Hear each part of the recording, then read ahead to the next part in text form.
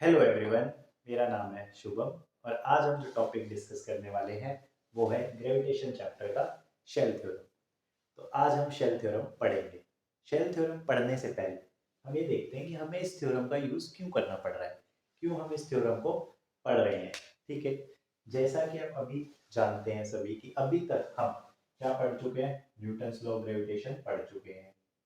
सभी ने पढ़ लिया है न्यूटन्स लॉ ऑफ ग्रेविटेशन। हम सभी इस लॉ को, ग्रेविटेशन लॉ को पढ़ चुके हैं।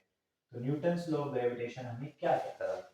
न्यूटन्स लॉ ऑफ ग्रेविटेशन हमें ये कहता था कि अगर हमारे पास दो पॉइंट मासेस हैं, अगर हमारे पास दो पॉइंट मासेस हैं जिनके बीच का जो सेपरेशन है वो आर है। मान लेते हैं हमारे पास दो पॉइंट मासेस हैं m1 और m2 और उनके बीच का जो सेपरेशन है वो आर है। तो इन दो पॉइंट मासेस के बीच में जो ग्रेविटेशनल फोर्स होगा, जिस फोर्स से मास 2 मास 1 को खींचेगा और मास 1 मास 2 को खींचेगा, वो जो ग्रेविटेशनल फोर्स होगा, जो ये ग्रेविटेशनल फोर्स होगा, ये कितना होगा? Gravitational constant m1 m2 by r square, square of the distance between them. तो न्यूटन्स लॉ ऑफ ग्रेविटेशन सिर्फ पॉइंट मासेस के लिए वैलिड है। वेरी इंपॉर्टेंट पॉइंट, ये चीज हमें याद होनी चाहिए कि न्यूटन्स लॉ ऑफ ग्रेविटेशन सिर्फ पॉइंट मासेस के लिए वैलिड है, only for point masses. But हमारे नेचर में सिर्फ पॉइंट मासेस ही थोड़ी है, हमारे नेचर में तो एक्सटेंडेड बॉडीज भी हैं, रॉड है, स्फीयर है, शेल है, कोन है, सिलेंडर है। अगर मास उनमें डिस्ट्रीब्यूटेड होगा तो हम न्यूटन्स लॉ ऑफ ग्रेविटेशन का यूज नहीं कर सकते हैं। यहाँ थोड़ा सा डिस्कस कर लेते हैं पॉइंट मास से मेरा क्या मतलब है।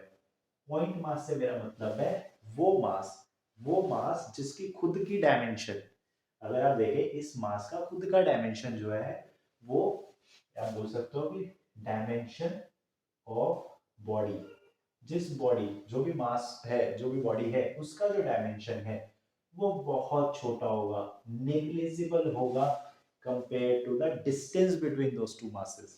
अगर ऐसा है तो हम उसे पॉइंट मास मान सकते हैं। पॉइंट मास मान सकते हैं तो Newton's law of gravitation apply कर सकते हैं। बट अगर पॉइंट मासेस नहीं है, अगर एक्सटेंडेड बॉडीज हैं, फॉर एग्जांपल आपका स्फेरिकल शेल है, आपका ट्रायंगुलर प्लेट है, रॉड है, कुछ भी है, तो अगर एक्सटेंडेड मास डिस्ट्रीब्यूशन है तो हम न्यूटन्स लॉ ऑफ ग्रेविटेशन का यूज नहीं कर सकते हैं। तो सर क्या करें फिर? एक्सटेंडेड मास डिस्ट्रीब्यूशन होगा तो कैसे करेंगे? याद रखिएगा, एक्सटेंडेड मास डिस्ट्रीब्यूशन के लिए अगर मेरे पास एक्सटेंडेड मास डिस्ट्रीब्यूशन है, अगर मेरे पास एक्सटेंडेड मास डिस्ट्रीब्यूशन है तो मुझे किसकी हेल्प लेनी पड़ेगी? एलिमेंट की। मुझे एलिमेंट लेना पड़ेगा और इंटीग्रेशन का यूज करना पड़ेगा। ठीक है, अगर मेरे पास एक्सटेंडेड मास डिस्ट्रीब्यूशन है तो मुझे एलिमेंट्री मेथड यूज करना पड़ेगा। मैं छोटा एलिमेंट लेंगे, फिर उसकी वजह से ग्रेविटेशनल फोर्स, छोटा सा ग्रेविटेशनल फोर्स निकालेंगे, फिर पूरे बॉडी के लिए उसे इंटीग्रेट करेंगे। तो ये हमारे पास एक लेंथी प्रोसेस है।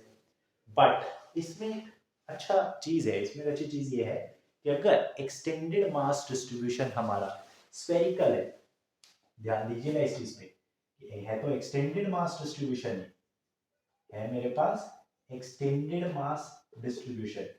बट जो ये एक्सटेंडेड मास डिस्ट्रीब्यूशन है ये कैसा है? ये स्फेरिकल इन नेचर है। अगर ये स्फेरिकल इन नेचर है, सर स्फेरिकल के लिए ही क्यों कर रहे हैं? क्योंकि स्फेरिकल नेचर अगर आप देखें, हमारे प्लैनेट्स हैं, जो भी हमारे स्टार्स हैं, वो स्फेरिकल नेचर में होता है, उनमें मास डिस्ट्रीब्यूशन होता है।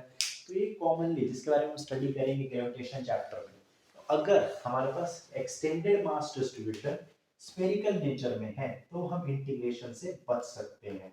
तो शेल थ्योरम एक्चुअली क्या करती है? हमें इंटीग्रेशन से बचा रही है, वो कैलकुलेशन से बचा रही है। गंदी गंदी कैलकुलेशन होती है यहाँ पे, है ना? एक एलिमेंट लो, फिर उसे इंटीग्रेट करो, तो वो गंदी कैलकुलेशन, लंबी लंबी कैलकुलेशन नहीं करना चाहते हैं हम नीट के बच्चे हैं, हम नहीं करना चाहते हैं भाई ऐसी कैलकुलेशन। हमें कुछ ऐसा बताओ सर कि आसानी से हो जाए, तो इसके लिए बनाया कि शेल थ्योरम बना लेते हैं।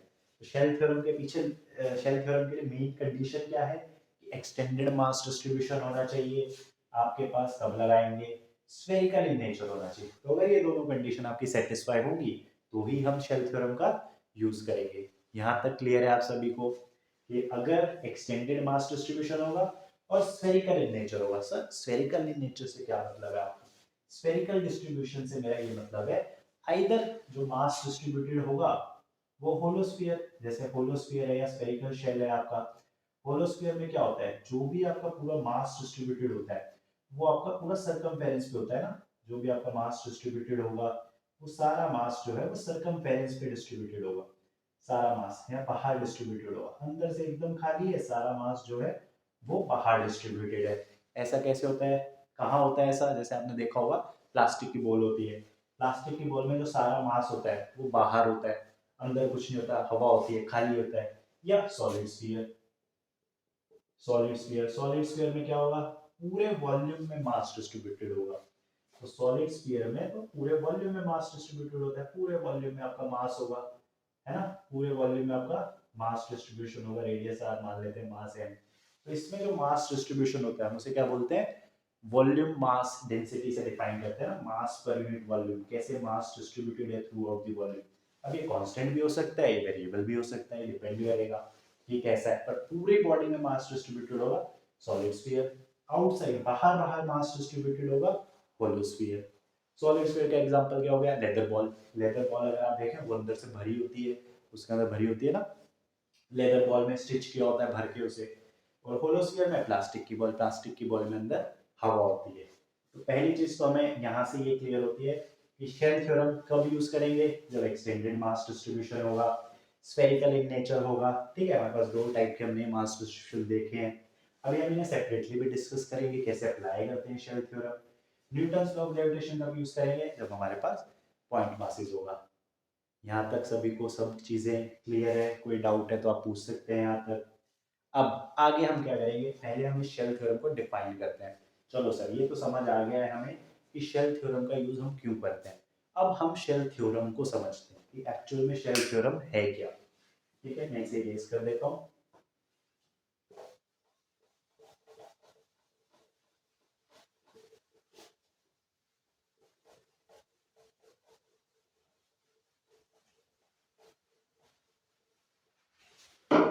ठीक है, तो अब हम समझते हैं कि शेल थ्योरम एक्चुअली में है क्या, ये वर्क कैसे करती है शेल थ्योरम। तो हम इतना समझ चुके हैं कि शेल थ्योरम कब अप्लाई करेंगे, तो हमारी दो कंडीशन थी। पहली कंडीशन क्या थी हमारी, एक्सटेंडेड मास डिस्ट्रीब्यूशन होना चाहिए, एक्सटेंडेड मास डिस्ट्रीब्यूशन होना चाहिए, तब हम शेल थ्योरम का यूज करेंगे। दूसरा, जो ये मास का डिस्ट्रीब्यूशन है ये स्फेरिकल इन नेचर होना चाहिए, जो भी ये मास का डिस्ट्रीब्यूशन है ये स्फेरिकल इन नेचर होना चाहिए। अगर ये वो कंडीशन हमारी सेटिस्फाई होगी तभी हम शेल थ्योरम का यूज करेंगे। तो मान लेते हैं हमारे पास एक मास है, ये हमारे पास एक मास है, थोड़ा सा ये ना दोबारा बनाते हैं इसे। ठीक है, हमारे पास एक मास है, ठीक है, हाँ ये अच्छा है। तो हमारे पास जो मास है इसमें पूरा मास डिस्ट्रीब्यूटेड है। ठीक है, ऐसे हमारा मास डिस्ट्रीब्यूटेड है, यहाँ पे पूरा मास एम मास हमारा यहाँ पे डिस्ट्रीब्यूटेड है। इसका मान लेते हैं रेडियस आर है। तो शेल थ्योरम हम क्या बोलती है, शेल थ्योरम में बोलती है इफ वी फाइंड, अगर मैं इस एक्सटेंडेड बॉडी, इस एक्सटेंडेड मास डिस्ट्रीब्यूशन की वजह से किसी भी पॉइंट पर या तो ग्रेविटेशनल फोर्स निकालना चाहता हूँ या ग्रेविटेशनल फील्ड इंटेंसिटी कैलकुलेट करना चाहता हूँ। तो शेल थ्योरम की डेफिनेशन क्या होगी, लिखो सब, to find gravitational field intensity at a point, किसी भी पॉइंट पर अगर मैं ग्रेविटेशनल फील्ड इंटेंसिटी लिखना चाहता हूं due to spherical mass distribution, तो अभी बोल सकते हो due to spherical mass distribution, किसी भी पॉइंट पर अगर मैं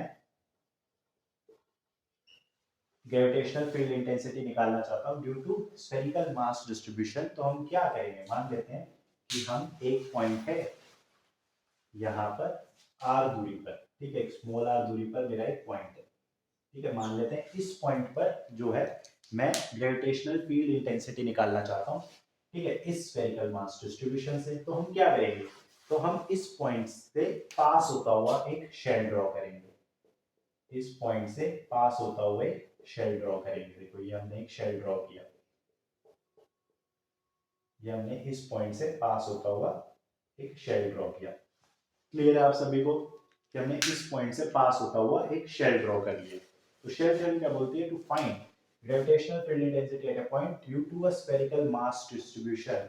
कंसीडर, तो आप क्या करेंगे, consider mass inside this shell. जो हमने ये शेल ड्रॉ किया है, ये हमने क्या ड्रॉ किया है, एक शेल ड्रॉ किया है। Consider mass inside the shell, consider mass inside the shell as a point mass, as a point mass inside the shell as a, to consider mass inside the shell as a point mass। तो हम जो भी ये as a point mass, तो consider mass inside, इस shell के अंदर जितना भी मास है उसे आप क्या कंसीडर कर सकते हो, एक पॉइंट मास कंसीडर कर सकते हो। प्लेस एट दी, और इस पॉइंट मास को कहां रखेंगे, placed at the centre of the shell, जो आपने शेल बनाया है उसके सेंटर पर रख देंगे। देखिए दोबारा रीड करिए इस स्टेटमेंट को, कि जो भी मास होगा इस शेल के अंदर, जो भी मास होगा, जो आपने शेल ड्रॉ किया, शेल कहां पे ड्रॉ करना है, जिस पॉइंट पे ग्रेविटेशनल फील्ड इंटेंसिटी या ग्रेविटेशनल फोर्स निकालना है, उस पॉइंट पे, जिस पॉइंट पे आप कैलकुलेट करना चाहते हैं वहां से एक शेल ड्रॉ करें। उस शेल के अंदर जो भी मास होगा, इसके अंदर जो भी मास होगा इस शेल के अंदर, उसे आप क्या कंसीडर करेंगे, एक पॉइंट मास कंसीडर करेंगे। इसके अंदर जो भी मास होगा उसे हम क्या कंसीडर करेंगे, एक पॉइंट मास कंसीडर करेंगे। ठीक है, इसके अंदर जो भी मास होगा उसे हम क्या कंसीडर करेंगे, पॉइंट मास कंसीडर करेंगे। और मैं लिख लेता हूं मास इनसाइड, जो भी शेल के अंदर मास होगा आप वो लिख सकते हो कि ये एक पॉइंट मास है। Place at the centre of the shell, जो हमने ये शेल ड्रॉ किया इसके सेंटर पर रख देंगे। And then calculate, and then calculate gravitational field intensity at that point, at that point। और फिर हम ग्रेविटेशनल फील्ड इंटेंसिटी इस पॉइंट पे निकाल लेंगे, क्योंकि जैसे ही मैंने इसके सेंटर पर रखा, यहां से तो ये पॉइंट r दूरी पर है, यहां से ये पॉइंट r दूरी पर है। अब हम अपना न्यूटन्स लॉ ऑफ ग्रेविटेशन लगा सकते हैं, पॉइंट मास इसके लिए लगता है, फिर पॉइंट मास बन गया है। जो भी इसके अंदर का मास है उसे हम मास इनसाइड मानेंगे। जो भी इसके अंदर मास है, अभी देख रहे हैं इस डायग्राम में तो m ही है वो, ठीक है, जो भी आएगा इसके अंदर जो भी मास होगा उसे मास इनसाइड मानेंगे। और उस पॉइंट पे, अब मैं उस पॉइंट पे ग्रेविटेशनल फील्ड लिख सकता हूं, gravitational field intensity that is I is equal to g mass inside, और इन दोनों के बीच का जो डिस्टेंस है उसका स्क्वायर। ये आपको क्लियर है। तो जो भी है ग्रेविटेशनल फील्ड इंटेंसिटी, इसका मैग्नीट्यूड आ गया, डायरेक्शन क्या होगा, अट्रैक्टिव, अपनी तरफ खींचेगा ये से, तो ये हमारा डायरेक्शन दिया गया। क्या शेल थ्योरम आप सभी को क्लियर है, एक बार फिर से इसे रिवाइज कर लेते हैं। Shell theorem extended mass distribution के लिए लगेगी, स्फेरिकल इन नेचर होना चाहिए मास डिस्ट्रीब्यूशन, तभी अप्लाई कर पाएंगे। अगर स्फेरिकल इन नेचर नहीं होगा, नहीं कर सकते, इंटीग्रेशन यूज करना पड़ेगा। स्फेरिकल मास डिस्ट्रीब्यूशन के लिए ही हम बच सकते हैं इंटीग्रेशन से।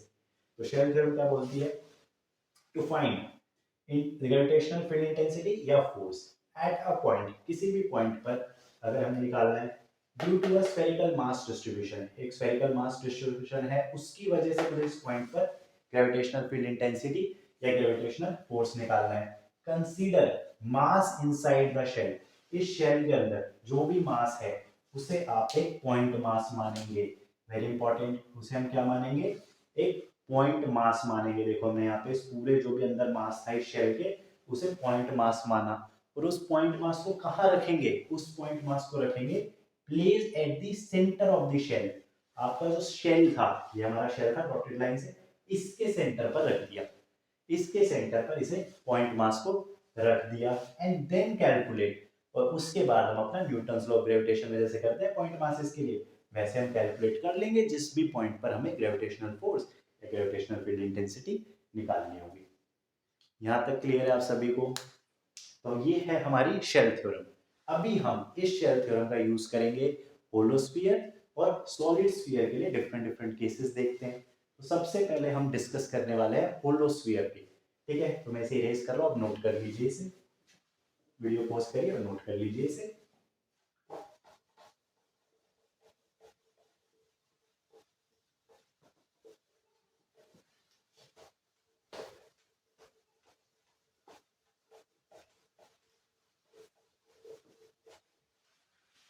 देखिए, तो सबसे पहले हम जो डिस्कस कर रहे हैं वो है होलोस्फीयर।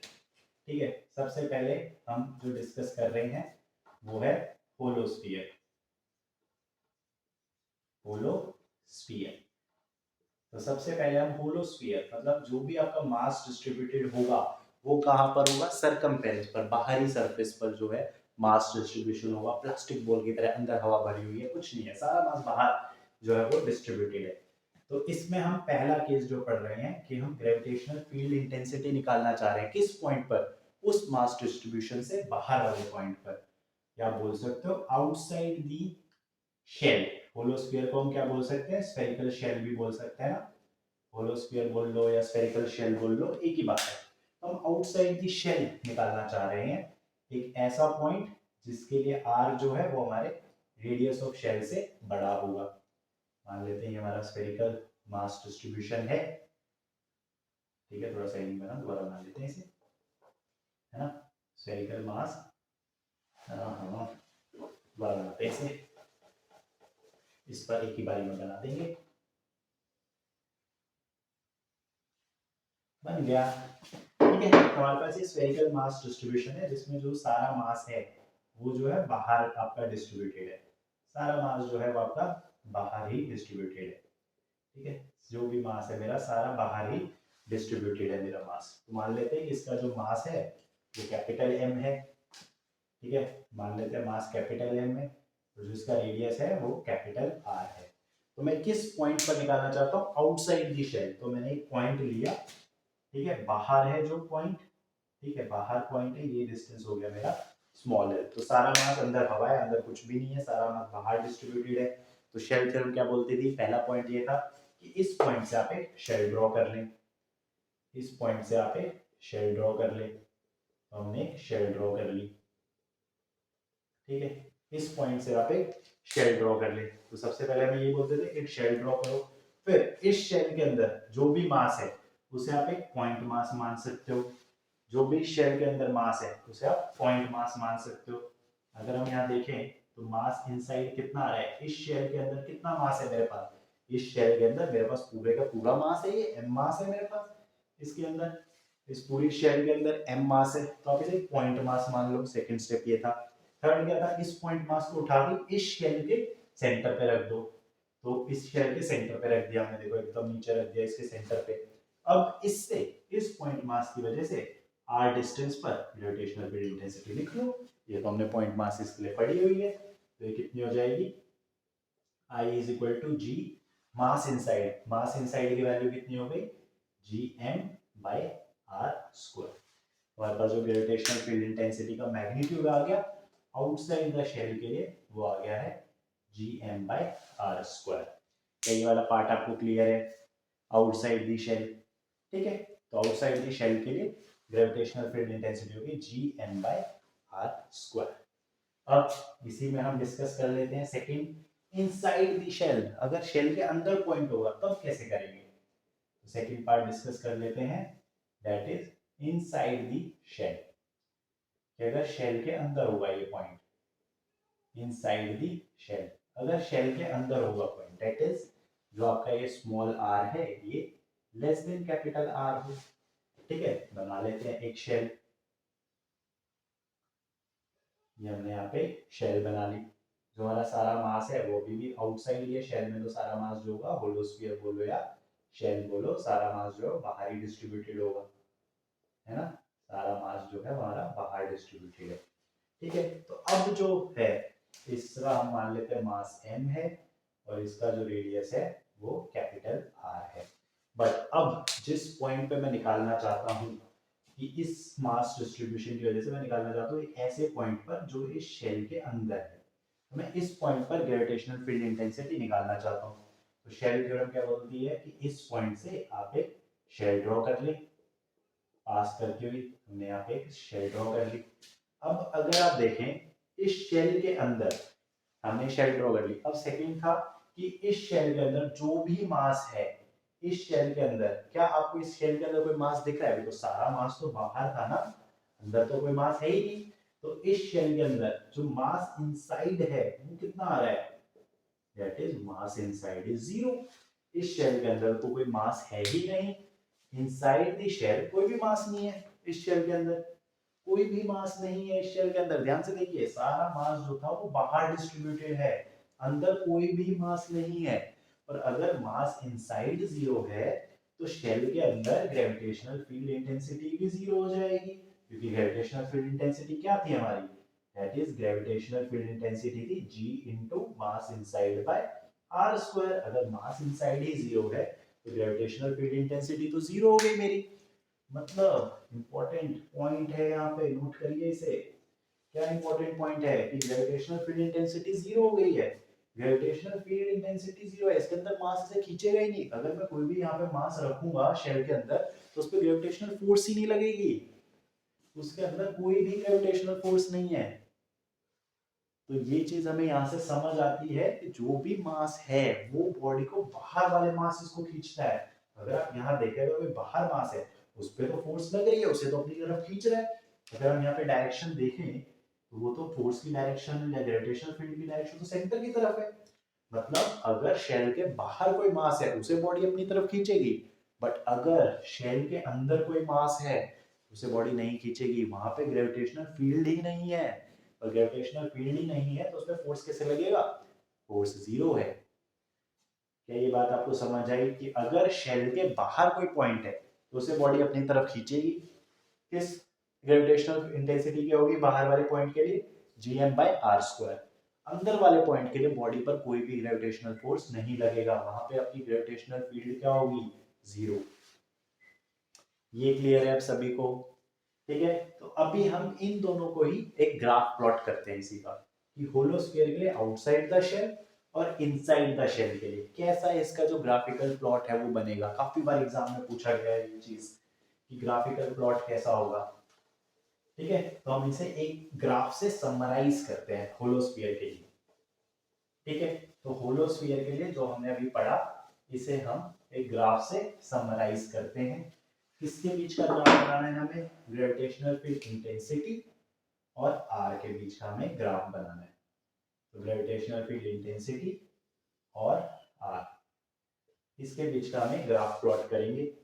ठीक है, तो हम यहाँ पे अपने आप को समराइज कर लेते हैं रिजल्ट। तो अभी हमने क्या पढ़ा कि अगर आउटसाइड पॉइंट होगा, अगर आउटसाइड पॉइंट होगा, आउटसाइड पॉइंट का मतलब क्या है, small R greater than R, तो ग्रेविटेशनल फील्ड इंटेंसिटी कितनी होगी, that is G, mass inside हमारा m था, डिवाइड बाय r²।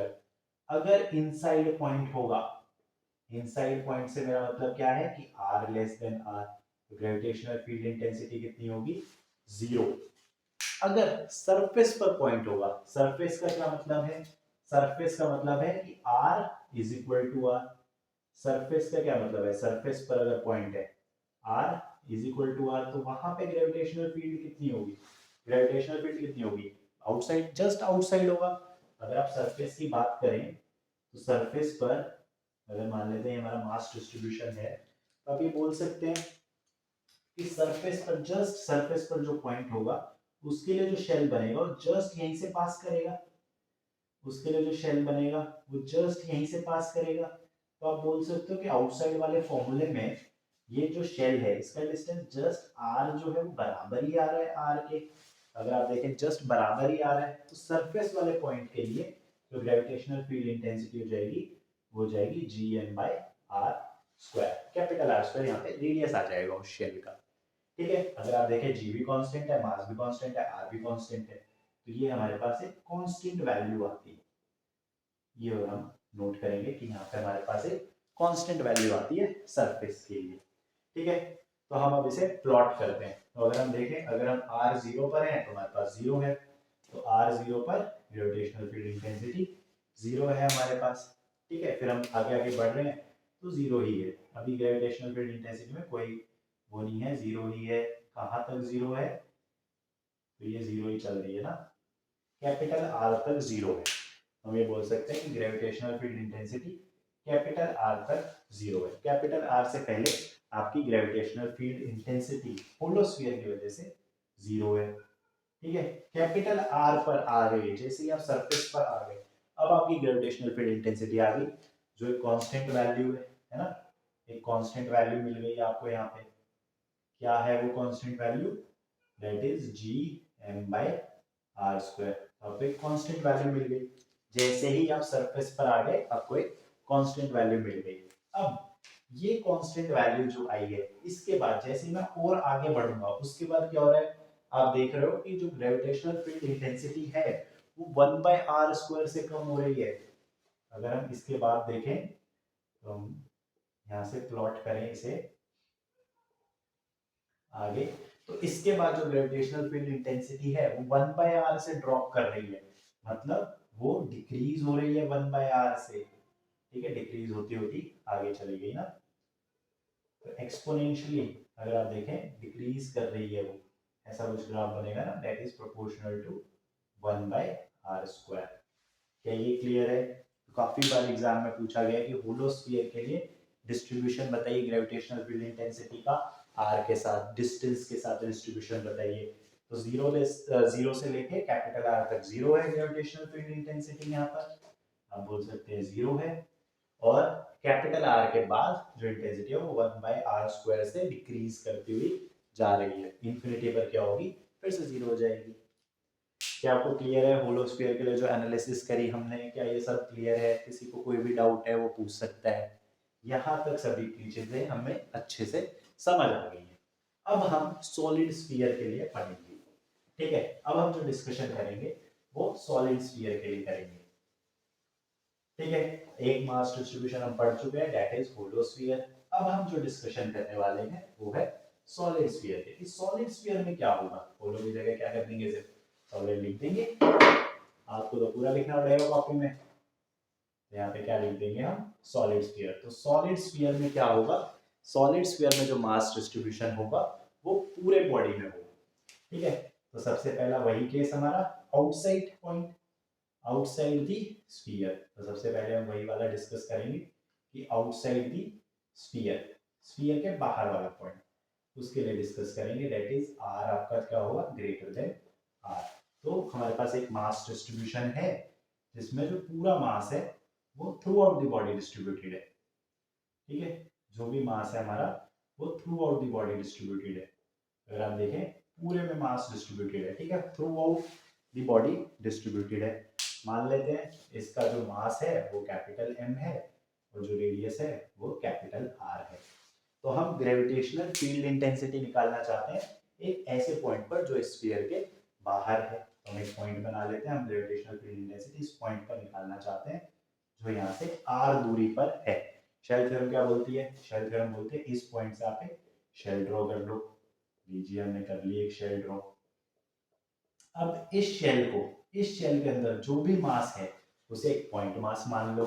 हमने क्या किया, इस शेल के अंदर जो भी मास था, और हमें दिख रहा है कि यहाँ पे इस शेल के अंदर जो भी मास है वो मास इनसाइड कितना आ रहा है मेरा, कैपिटल एम आ रहा है। मास इनसाइड कितना आ रहा है मेरा, कैपिटल एम आ रहा है। जो भी इसके अंदर मास था इसे क्या कर दो, इसके सेंटर पे रख दो। जो हमने शेल बनाया है उसके सेंटर पे रख दिया हमने। और अब आप अपना न्यूटन्स लॉ का यूज करके आर डिस्टेंस पर ग्रेविटेशनल फील्ड इंटेंसिटी निकाल लो। तो यहाँ पे ग्रेविटेशनल फील्ड इंटेंसिटी कितनी हो जाएगी, जी इंटू मास इनसाइड कितना है मेरा, एम, डिवाइड बाय डिस्टेंस कितना है, दैट इज आर स्क्वायर। हमारे पास मैग्नीट्यूड कितना आ गया, G M by R square. Outside the shell आप देख रहे हो कि फॉर्मूले में कोई चेंज नहीं आया है, चाहे आपका सॉलिड स्फीयर हो या आपका spherical shell mass distribution, outside shell में कोई डिफरेंस नहीं, बिकॉज़ मास इनसाइड सेम है दोनों में। ठीक है, और इसकी जो डायरेक्शन होगी वो क्या होगी, अट्रैक्टिव फोर्स है, बॉडी इसे अट्रैक्ट करेगी। ठीक है, टुवर्ड्स द बॉडी होगी। क्लियर आपको? आउटसाइड द स्फीयर पहले जैसा ही है, इसमें कोई चेंज नहीं है। अब आएगा interesting part, that is inside the sphere. जो हमारा सेकंड पार्ट है, that is second part, that is inside the sphere. अगर स्फीयर के अंदर है ये पॉइंट तब कैसे करेंगे भाई, स्फीयर के अंदर है, that is R less than R. R less than R की बात कर रहे हैं हम यहाँ पे, स्फीयर के अंदर है पॉइंट। अभी जो हमारा मास डिस्ट्रीब्यूशन है वो कुछ ऐसा है। ठीक है, ये हमारा मास डिस्ट्रीब्यूशन है। ठीक है, जो सारा मास एम मास है पूरे में डिस्ट्रीब्यूटेड है। ठीक है, एम मास, जो भी मेरा एम मास है वो पूरे में डिस्ट्रीब्यूटेड है। ठीक है, इसका जो रेडियस है वो कैपिटल आर है। पर अब जहां पे मैं ग्रेविटेशनल फील्ड निकालना चाहता हूँ जिस पॉइंट पर, वो पॉइंट इसी के अंदर है, इसी के अंदर है। मान लेते हैं इसके सेंटर से r दूरी पर है, यहाँ पर इस पॉइंट पर मैं निकालना चाहता हूँ कि ग्रेविटेशनल फील्ड इंटेंसिटी क्या होगी। तो शेल थ्योरम बोलती है कि आप यहाँ से एक शेल ड्रॉ कर लो। हमने यहाँ से शेल ड्रॉ किया, ये हमारा शेल बना। अब हम यहाँ पे देख रहे हैं कि अब इस शेल के अंदर मास है। पिछले केस में ऐसा नहीं था, बट इस केस में तो मास पूरे में डिस्ट्रीब्यूटेड है, थ्रू आउट डिस्ट्रीब्यूटेड है मास। अभी हम मान रहे हैं कि जो मास डिस्ट्रीब्यूटेड है थ्रू आउट, ये यूनिफॉर्म, पर नॉन यूनिफॉर्म के लिए भी कर सकते हैं। तो अभी हम मान रहे हैं कि जो मास डिस्ट्रीब्यूशन है ये यूनिफॉर्म मास डिस्ट्रीब्यूशन है। तो आपको पता है इसके अंदर भी कुछ मास होगा भाई। इस शेल के अंदर जो हमने बनाया, आप देख सकते हो ये वाला जो मास है ये शेल के अंदर डिस्ट्रीब्यूटेड है।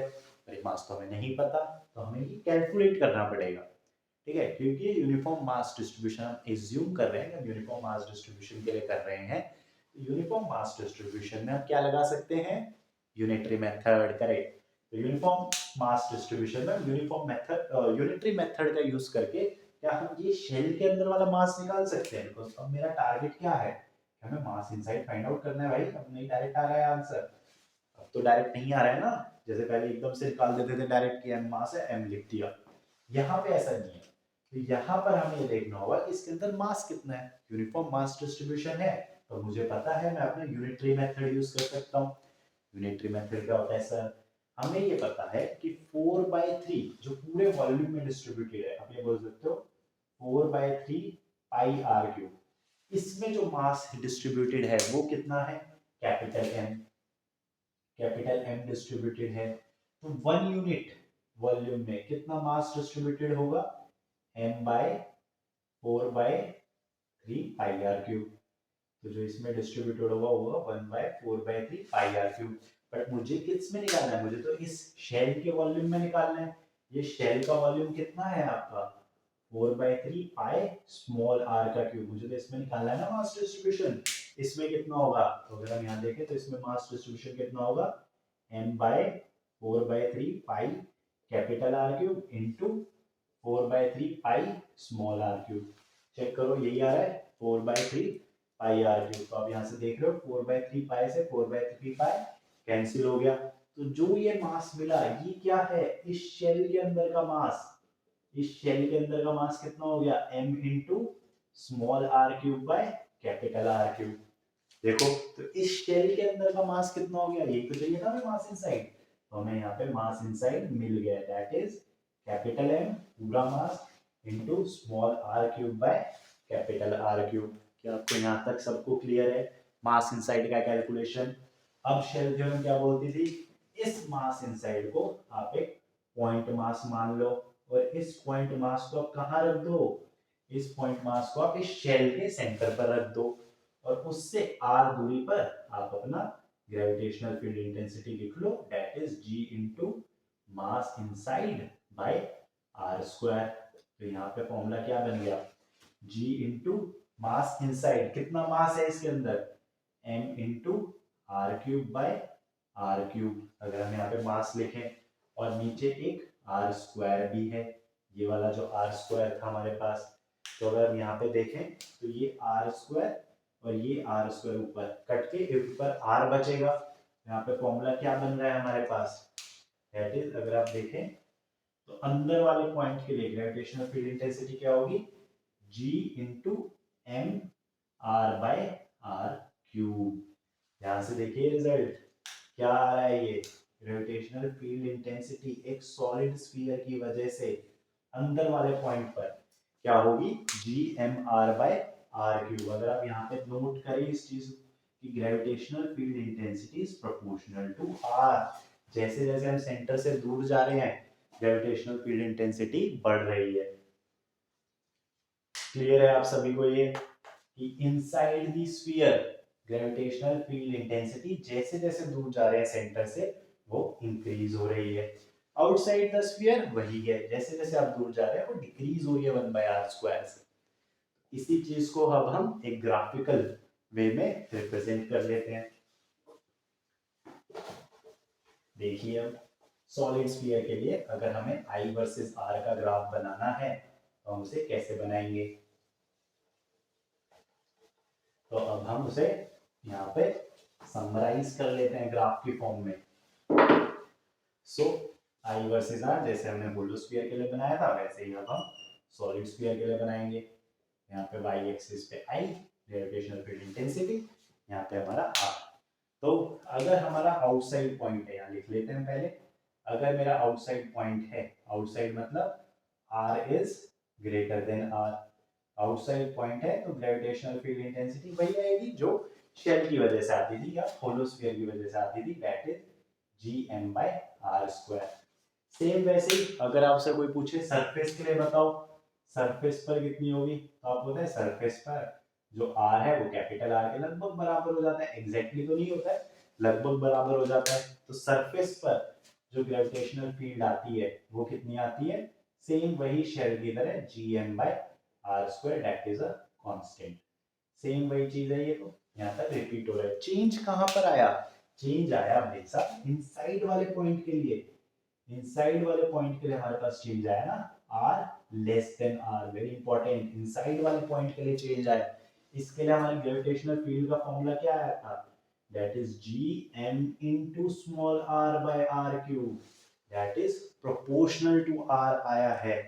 मतलब अगर आप स्मॉल r की वैल्यू 0 पुट करें, मतलब यहाँ पर सेंटर पर, तो ग्रेविटेशनल फील्ड 0 है। बट जैसे जैसे आप आगे बढ़ रहे हैं, सेंटर से दूर जा रहे हैं, आप देख रहे हो कि आई जो है वो तो प्रोपोर्शनल टू आर है, स्ट्रेट लाइन बनेगा इन दोनों में, आई और आर में, तो ये तो एक स्ट्रेट लाइन बन रही है, तो ये एक स्ट्रेट लाइन बन रही है। कहां तक बन रही है, कैपिटल आर तक। तो कैपिटल आर तक जो आपका डिस्ट्रीब्यूशन है R, that is proportional to R, gravitational field intensity का जो डिस्ट्रीब्यूशन है that is proportional to R, R के प्रोपोर्शनल है। आर पर क्या है, कैपिटल आर पर क्या है, आप देख रहे हो एक कांस्टेंट वैल्यू मिल रही है कैपिटल आर पर हमें, है ना, कैपिटल आर पर अगर हम देखें कांस्टेंट वैल्यू मिल रही है, that constant value is gm by capital R square. तो यहाँ पर कैपिटल आर पर हमें एक कांस्टेंट वैल्यू मिल रही है, एक कांस्टेंट वैल्यू हमें यहाँ पे मिल रही है, ठीक है। और इसके बाद आउटसाइड पॉइंट के लिए, जैसे हम और दूर जा रहे हैं सेंटर से, तो आउटसाइड पॉइंट के लिए हम देख रहे हैं कि इनवर्सली प्रोपोर्शनल है 1/r² के, तो धीरे धीरे डिक्रीज हो रही है और इंफिनिटी पर जैसे जैसे जाएंगे 0 हो जाएगी, ठीक है, धीरे धीरे डिक्रीज हो रही है, इंफिनिटी पर जैसे जाएंगे वो 0 हो जाएगी, ठीक है, जैसे जैसे जाएंगे तो ये 0 हो जाएगी, ठीक है। तो आप यहाँ बोल सकते हो कि r से जैसे ही हम दूर जाएंगे स्फीयर से, दैट इज 1/r² से वो डिक्रीज हो रही है ग्रेविटेशनल फील्ड इंटेंसिटी। तो सॉलिड स्फीयर के लिए क्या आपको ये सारी चीजें क्लियर हैं, क्या आपको ये सब समझ आया। सॉलिड स्फीयर के लिए हमने डिस्कस किया, होलो स्फीयर के लिए डिस्कस किया, सभी को प्लॉट किया। अब हम एक पूरी तो समराइज कर लेते हैं, ठीक है, कि होलो स्फीयर के लिए क्या रिजल्ट आए थे, सॉलिड स्फीयर के लिए क्या रिजल्ट आए थे। अगर हम देखें तो सॉलिड स्फीयर के लिए तो रिजल्ट हमने लिखे हुए हैं यहाँ पे, तो हम यहाँ पे होलो स्फीयर के लिए भी रिजल्ट लिख लेते हैं, ठीक है। इस ग्राफ को इरेज कर रहा हूं मैं, तो ये जो हमारे पास रिजल्ट्स हैं that is for solid sphere, ये जो हमारे पास रिजल्ट है ये हमारे पास सॉलिड स्फीयर के लिए है, ठीक है, सॉलिड स्फीयर के लिए ये हमारे पास रिजल्ट है, ठीक है। ऐसे ही हम होलो स्फीयर के लिए यहाँ पे लिख लेते हैं कि होलो स्फीयर के लिए क्या रिजल्ट है, उन दोनों को एक साथ लिख लेते हैं, ये आपको एक समरी नोट्स बन गए आपके, ठीक है, जो हमने आज पढ़ा उसके समरी नोट्स। देखो पहला, और दोनों का आउटसाइड, सॉलिड स्फीयर के आउटसाइड में क्या होगा gm/r², तो हमें पता है कि होलो स्फीयर और सॉलिड स्फीयर के आउटसाइड के लिए तो सेम है, that is r greater than r। तो आउटसाइड पॉइंट के लिए यहाँ भी हमारा क्या था gm/r², that is inversely proportional to 1/r², जैसे जैसे डिस्टेंस बढ़ रहा है डिक्रीज हो रहा था, ये दोनों में सेम है, ठीक है। सेकंड, होलोस्फीयर में सरफेस पे क्या था, अगर होलोस्फीयर में हम बात करें सरफेस पर, that is r is equal to r पर, ये भी दोनों में सेम था, दैट इज अगर हम यहाँ पे देखें तो ये कितना आ रहा था मेरा, that is gm/r², that is a constant value, मेरे पास एक कांस्टेंट वैल्यू आ रही थी।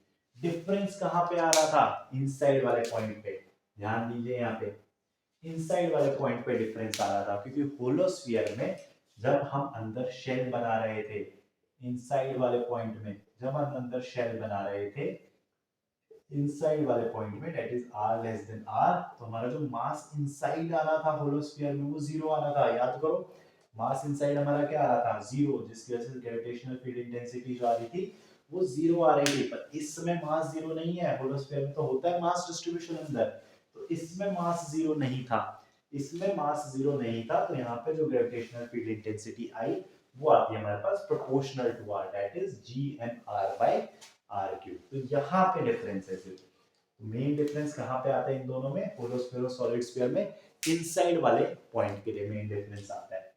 ठीक है, ये हमने आज डिस्कस किया शेल थ्योरम, कैसे हम सॉलिड स्फीयर मास डिस्ट्रीब्यूशन के कैलकुलेट कर सकते हैं।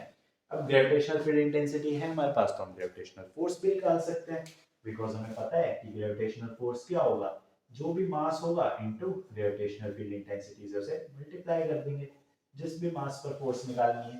तो चाहे आपको फोर्स निकालनी हो, चाहे ग्रेविटेशनल फील्ड इंटेंसिटी निकालनी हो, अगर आपके पास स्फेरिकल मास डिस्ट्रीब्यूशन है तो आप शेल थ्योरम का यूज करेंगे और इंटीग्रेशन से बच जाएंगे। अगर और कोई डिस्ट्रीब्यूशन है हमारे पास, रॉड है, सिलेंडर है, तो फिर हमें एलिमेंट लेके इंटीग्रेशन से ही करना होगा। क्लियर है ये आप सभी को यहाँ तक?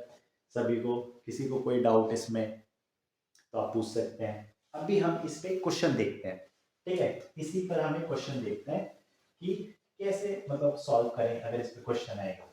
ठीक है, एक छोटा सा एग्जांपल देखते हैं और इस टॉपिक को एंड करते हैं, फिर हम पढ़ेंगे नेक्स्ट टॉपिक अपना, that is gravitational variation of gravitational intensity. ठीक है, तो अभी हम इस पे क्वेश्चन देखते हैं। ठीक है, क्वेश्चन ये है, ठीक है, हमारे पास दो शेल है इस बार। ठीक है, एक शेल हमारे पास बड़ा शेल है, ठीक है, एक बड़ा शेल है मेरे पास, और एक इसके अंदर एक छोटा शेल है। ठीक है, इस बार हमारे पास दो शेल है। ठीक है, एक छोटा शेल है और एक बड़ा शेल है। इस छोटे शेल का जो मास है वो m है, और इस छोटे शेल की जो रेडियस है वो कैपिटल r है। दोनों शेल हैं, लिख लेते हैं यहाँ पे कि हम शेल की ही बात कर रहे हैं। ठीक है, शेल है दोनों, ठीक है, शेल है, तो मास जो डिस्ट्रीब्यूशन है वो आउटसाइड है। जो ये हमारा बाहर वाला शेल है इसका मास है 2m, और इसका जो रेडियस है वो है 2r। 2r, ठीक है। तो हमसे क्वेश्चन में पूछा है कि आप एक आउटसाइड पॉइंट, एक बाहर पॉइंट है जो इसके यहां से सेंटर से कितनी दूरी पर है, ये जो बाहर वाला पॉइंट है जो यहां से कितनी दूरी पर है, ये वाला पॉइंट है आपका स्मॉल r दूरी पर। ठीक है, इस सेंटर से स्मॉल r दूरी पर है, हम मान लेते हैं ये पॉइंट है P। तो बताओ ग्रेविटेशनल फील्ड इंटेंसिटी का मैग्नीट्यूड क्या होगा P पॉइंट पर। पहला क्वेश्चन ये, ठीक है, आप ट्राई करिए सभी कि आपको दो शेल दिए हुए हैं यहाँ पे, एक मास एंड रेडियस r का और एक 2m और 2r रेडियस का। मैं बोल रहा हूँ एक पॉइंट है P जो आउटसाइड है, ठीक है, एक पॉइंट है Q, एक पॉइंट हम यहाँ ले रहे हैं Q। ठीक है, ये Q पॉइंट ले रहे हैं, ये हम दूसरा पार्ट है इस क्वेश्चन का, जो यहाँ से कितने डिस्टेंस पर है ये Q पॉइंट, ये Q पॉइंट यहाँ से मान लेते हैं स्मॉल a डिस्टेंस पर है। ठीक है, स्मॉल a डिस्टेंस पर है। तो सेकंड क्वेश्चन जो है वो मेरा क्या है कि आपको ग्रेविटेशनल फील्ड इंटेंसिटी बतानी है Q पॉइंट पर कितनी हो।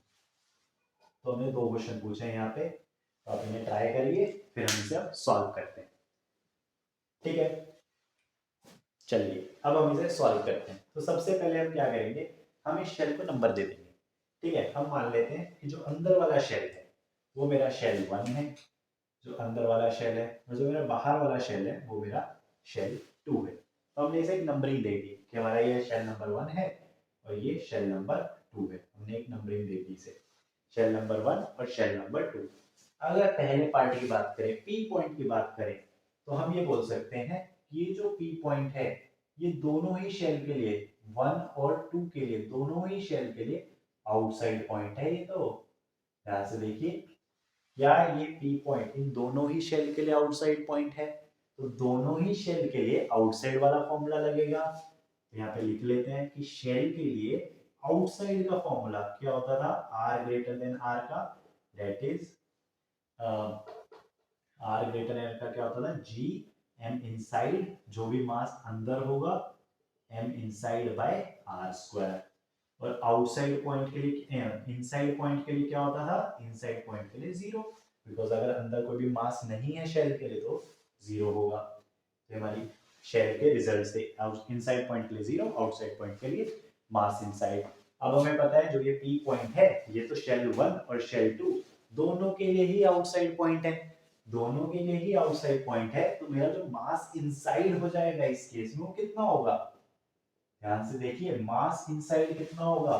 अगर मैं इस P पॉइंट से एक शेल बनाऊंगा तो आप देख रहे हैं कि दोनों ही मास m और 2m ये दोनों ही मास किसके अंदर आ जाएंगे, ये दोनों ही मास इस शेल के अंदर आ जाएंगे। तो हमारा जो मास इनसाइड हो गया इस केस में वो कितना हो गया 2m plus m that is 3m।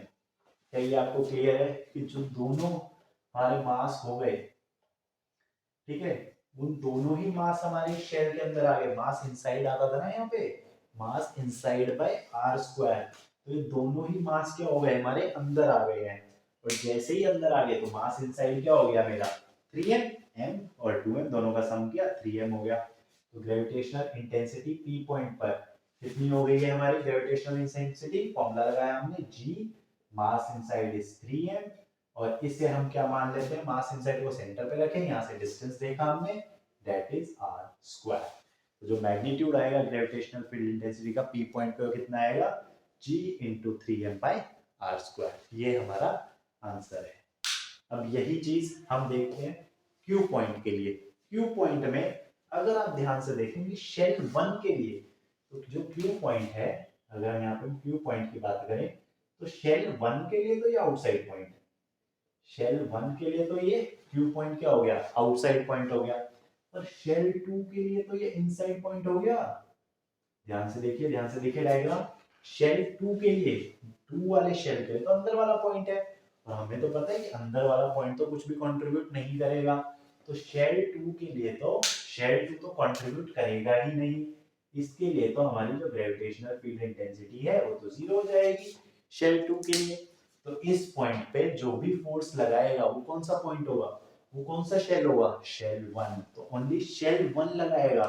तो अगर मैं यहां से एक शेल ड्रॉ करूं, अगर मैं यहां से एक शेल ड्रॉ करूं तो आप देख सकते हैं कि जो भी मास अंदर आएगा इस शेल के वो सिर्फ शेल 1 का मास है।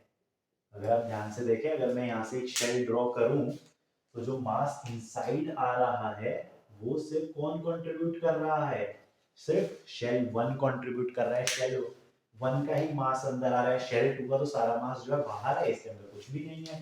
तो मास इनसाइड कितना हो गया मेरा कैपिटल M। इस मास इनसाइड को उठा के कहाँ रखेंगे सेंटर पर रखेंगे।